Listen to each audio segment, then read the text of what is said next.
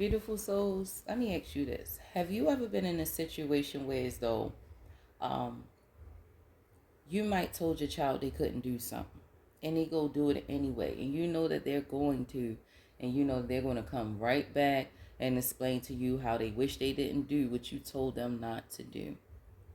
It's kind of the same as in what many of us have done with the Lord, include myself. I remember when the warfare that I had to go through for a decade. It took me a decade to bring myself back to the Lord. And during that time, I was warned, I was told so many things, but I didn't want to listen. I wanted to learn from my own experience. I thought I was a know it all. I thought I knew what I was doing. But this is the thing. Think about when you were younger. And as you was growing, sometimes the older we get prideful and we start to think like, well, I could do it myself. Oh, I know this, I know that, and have no idea what you're getting yourself into. But those who know what you're getting yourself into, they send you warnings. They try to stop you from hurting yourself. But what do some of us do as children? Be hard headed, the same way as our children that we gave birth to.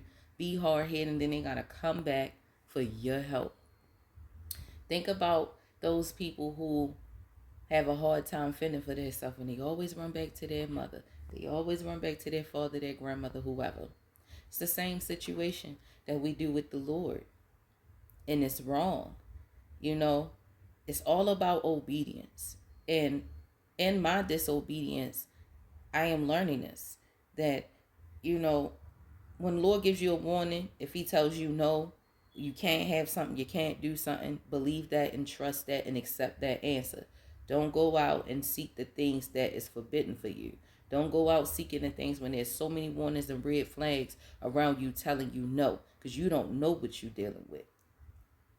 But the Lord knows what you would be dealing with. And sometimes he will allow you to go through that to learn your lesson, to know that you need to trust the Lord with all your heart and lean on him and not your own understanding. You know, you need to seek his counsel first. And think about with your children. When your children make decisions, they don't always seek your counsel. They don't always want to listen to your guidance. They don't always want your instruction. They are rebellious and they don't want to be disciplined. And that is the same as us. You may be 40, 50, 60 years old, but you are still God's child. Whether you are good or bad, he created you. And a lot of us want to do things our way because we think we got it. And yes, because you have free will, it does not mean that this is your life. You did not create your body. You did not create your own life. You are living it, but you did not create it. So because you don't have that kind of power, you got to understand that it is best to listen. It's best to listen to the wise. It's best to listen to them because they'll help you make wiser decisions. But when you don't listen to somebody wise and you decide to do your own thing and learn the hard way, you always going to have to come back. And the Lord's not mad. He's having that kind of compassion for us. He wants us to come back. He wants some of us to be way more than what we are.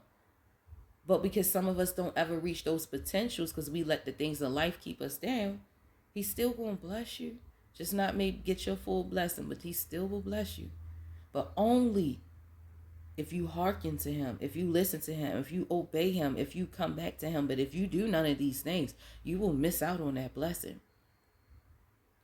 Every day I got to sit up here and I got to think about the times when I was disobedient, the times when he still had compassion and mercy towards me. I'm grateful for that. I'm grateful to even make this video in this moment. Wasn't expecting to say none of that. I just kept hearing the Lord say, talk about compassion. It's the same compassion that we got to have for people that do us wrong. Because we do the Lord wrong. We disobey him. We don't respect him. A lot of us are blasphemous, disrespectful, ignorant, fools. So when you think about all these things, think about your actions and change that stuff. Change it now. You don't have a later. The time is now. Peace and blessings.